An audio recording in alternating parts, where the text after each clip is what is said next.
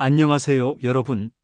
저는 통증의학과에서 30년째 의사로 몸담고 있는 박정래 교수입니다. 오늘 영상은 정말 많은 분들이 고통받고 계시는 주제입니다. 바로 무릎 통증입니다. 어르신들 진료를 보다 보면요, 하루에도 10분 중 6분은 무릎이 아파서 오십니다. 계단을 내려갈 때 무릎이 시큰하거나 앉았다 일어날 때 욱신욱신한 느낌, 밤에 쿡쿡 쑤셔서 잠을 못 이루시는 분들도 많으시죠? 그래서 오늘은 병원에 가지 않고 집에서 실천할 수 있는 무릎 통증 완화 방법 3가지를 알려드리겠습니다. 이 영상 하나만 보셔도 내가 이렇게 하면 병원비도 아끼고 무릎도 살릴 수 있겠구나 하는 실마리를 찾으실 수 있을 겁니다. 오늘 알려드릴 방법들은 실제로 정형외과 재활의학과에서도 권장하는 비수술적 치료법이며 집에서도 충분히 따라 하실 수 있습니다. 그럼 본격적으로 시작해 보겠습니다. 우선 무릎 통증의 원인을 먼저 알아야 덜 아프십니다. 무릎 통증의 대표적인 원인은 무엇일까요? 크게 3가지로 나뉩니다.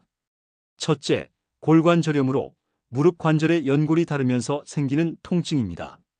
둘째, 활액낭염으로 무릎 뒤에 물이 차거나 부어오르는 증상입니다. 셋째, 근육 약화, 즉 허벅지 종아리 근육이 약해져 무릎에 부담이 가는 경우입니다. 그 외에도 반월상 연골 손상, 슬개골 연골 연화증, 퇴행성 변화 등 다양한 원인이 있지만 대부분 어르신들의 경우는 이 3가지 중 하나입니다. 실제 사례를 하나 말씀드리겠습니다. 서울 구로구에 거주하시는 이정혜님, 올해 72세 되셨습니다. 무릎이 아프기 시작하신 건 68세 무렵부터였고 처음에는 계단 내려갈 때 시큰하다가 지금은 앉았다 일어날 때 무릎이 붓고 쑤셔서 식사 준비가 어려우실 정도였습니다. 병원에서는 퇴행성 골관 저렴 초기 진단을 받으셨고 그때부터 집에서 꾸준히 실천하신 관리 방법으로 많이 호전되셨습니다.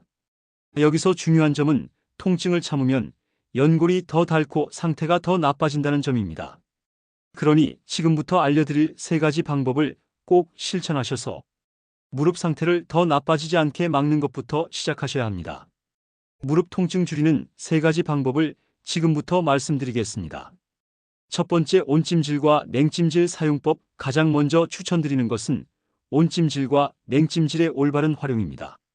많은 분들이 이걸 헷갈리세요. 통증이 갑자기 시작됐다면 냉찜질 48시간 이내 만성적으로 쑤시거나 뻐근한 느낌이 지속된다면 온찜질을 하셔야 합니다.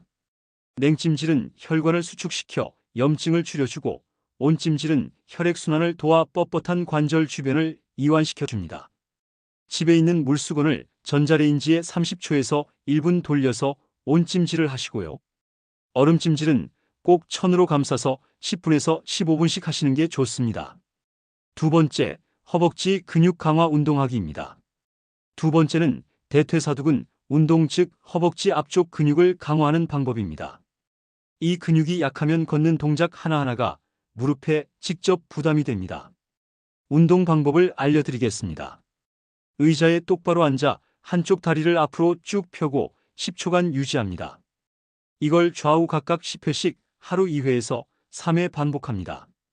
익숙해지시면 무릎 아래에 얇은 쿠션이나 수건을 대고 눌러주는 이소메트릭 운동도 가능합니다. 매일 5분에서 10분만 투자하셔도 무릎 관절에 가해지는 충격이 훨씬 줄어들 수 있습니다. 실제 사례입니다. 부산 해운대구에 사시는 정봉주님, 올해 68세 남성이십니다. 골프를 즐겨 하시는데 오른쪽 무릎에 불편감을 느끼셨고 계단 내려갈 때 통증이 심하셨습니다. 병원에서는 수술이 아닌 운동 치료를 권유받으셨고 지금은 하루 15분 정도 이 운동을 꾸준히 하셔서 무릎 상태가 매우 안정적입니다. 3번째, 무릎 통증 줄이는 방법입니다. 바로 생활습관 변화하기입니다. 제가 의사로서 말씀드리건대 이 3번째 방법이 가장 중요하고 효과도 빠릅니다. 계단은 오르기보다 내릴 때가 더 위험하므로 반드시 난간을 잡고 내려가세요. 어느 정도 나이대가 있으시다면 계단 내려가기는 그냥 권해드리지 않습니다. 앉았다 일어날 땐 손을 허벅지에 대고 밀듯이 일어나세요. 방바닥에 오래 앉는 자세는 피하시고 의자 생활로 전환하시는 것이 좋습니다. 또 한 가지 체중이 많이 나가시는 분은 무릎에 2배에서 3배 무게가 실리기 때문에 식사량을 조금 줄이고 단백질 위주로 조절하시는 것도 큰 도움이 됩니다.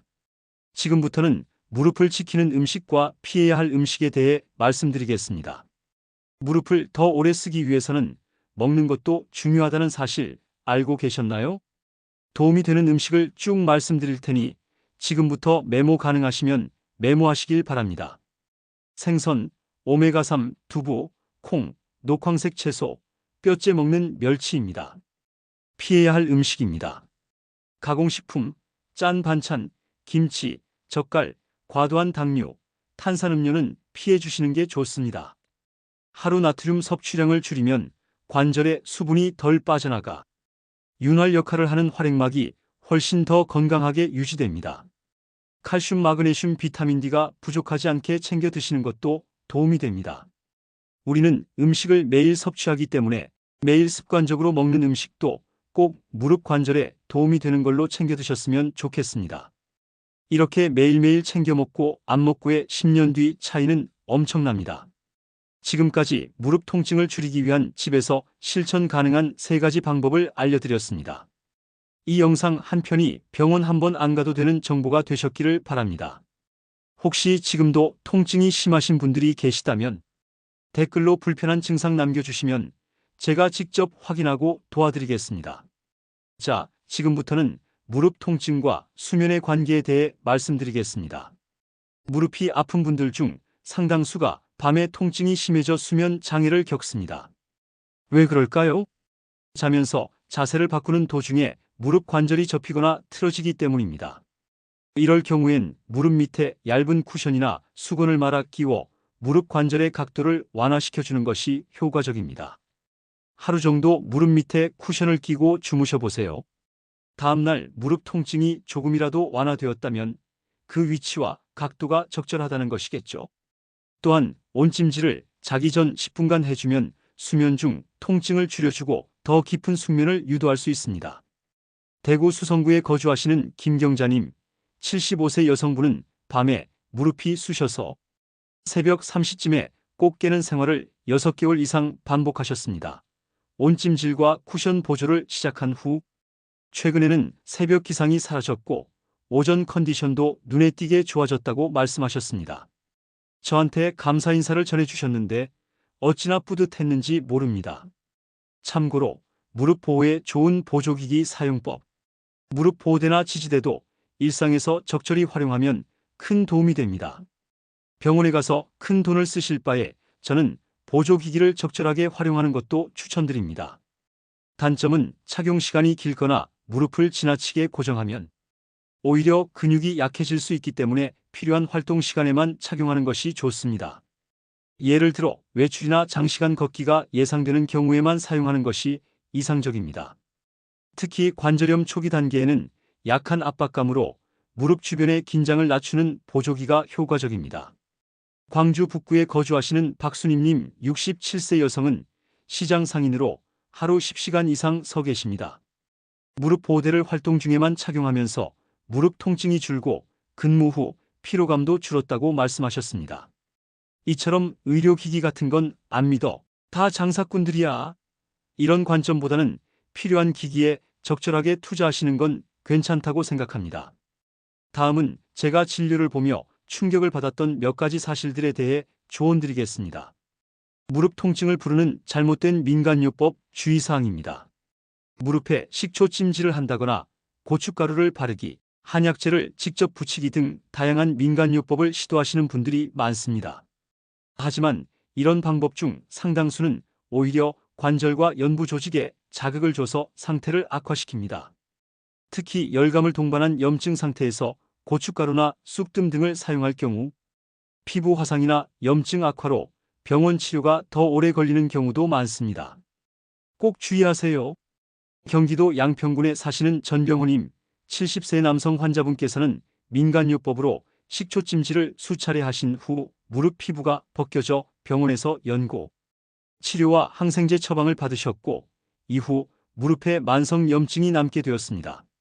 민간요법은 반드시 전문가와 상의하신 뒤 사용하시는 것이 바람직합니다. 또 한 가지 제가 말씀드리고 싶은 부분입니다. 바로 관절 주사 치료 언제 필요할까? 입니다. 무릎이 아플 때 주사 맞으면 된다고 쉽게 생각하시는 분들이 많습니다. 실제로 병원에서도 스테로이드나 윤활제 주사를 권하는 경우가 있지만 주사 치료는 무조건 먼저 고려하는 치료가 아닙니다. 주사는 급성 통증을 완화할 때 일시적으로 도움이 되지만 반복적으로 맞으면 관절 연골에 손상을 줄 수 있습니다. 서울 동대문구에 거주하시는 정정희님 73세 여성 환자분께서는 6개월 동안 주사 치료를 7회 이상 반복한 후 무릎 연골이 약해져 정형외과에서 수술을 권유받게 되셨습니다. 저는 동료 의사에게 이 소식을 전해 듣고 마음이 너무너무 아프더라고요. 이처럼 주사는 반드시 의사의 정확한 진단 하에 필요할 때 1회에서 2회 정도 사용해야 하며 생활습관 개선과 운동을 병행하지 않으면 효과는 오래가지 않습니다. 관절 주사는 통증 완화 목적이지 근본 치료가 아니라는 점 꼭 기억하셔야 합니다. 마지막으로 말씀드리고 싶은 내용은 걷기 운동과 관련된 내용입니다. 걷기 운동이 무릎에 해롭지 않을까? 혹은 걷기 운동을 하면 무릎이 더 아프다고 생각하셔서 운동을 아예 피하시는 분들이 많습니다. 그러나 적절한 걷기 운동은 오히려 무릎 관절에 도움이 됩니다. 단 무릎이 붓거나 열이 날 정도의 급성 통증이 있는 시기에는 걷기 운동을 쉬어야 하고 통증이 완화된 후부터는 하루 20분 내외의 가벼운 평지 걷기를 시작하는 것이 좋습니다. 신발은 충격을 흡수할 수 있는 쿠션이 좋은 것을 사용하고 보폭은 약간 좁게 하는 것이 무릎 부담을 줄이는 방법입니다. 울산 남구에 거주하시는 김문호 환자님 68세 남성분께서는 3개월 전까지는 계단을 오를 때마다 무릎이 시큰거렸지만 매일 저녁 15분씩 공원 산책을 시작한 이후 무릎 통증이 절반 이하로 줄었다고 말씀하셨습니다. 저한테 감사 인사를 표하시는데 그렇게 뿌듯할 수가 없더라고요. 운동은 무릎을 쓰는 것이 아니라 무릎을 살리는 길입니다. 단 무리하지 않고 몸 상태에 맞춰 조절하는 것이 중요합니다. 마무리 말씀드립니다. 무릎 통증은 단순히 나이가 들어서 생기는 자연스러운 현상이 아닙니다. 대부분은 평소의 자세 습관, 운동 부족 또는 지나친 사용으로 인해 발생하는 생활질환입니다. 병원에 가시기 전에 오늘 말씀드린 방법들부터 차근차근 실천해 보시기 바랍니다. 꾸준히 하신다면 지금보다 훨씬 편한 일상과 덜 아픈 무릎을 경험하실 수 있을 겁니다. 저는 진료실에서 매일같이 이런 분들을 뵙습니다. 병원에 오기 전 이미 통증이 오래된 상태로 오시는 분들이 대부분입니다. 그 전 단계에서 생활관리로 막아낼 수 있다는 걸 꼭 기억해 주시기 바랍니다. 앞으로도 건강에 도움이 되는 실질적인 내용으로 인사드리겠습니다. 지금까지 무릎 건강을 진심으로 걱정하는 의사였습니다.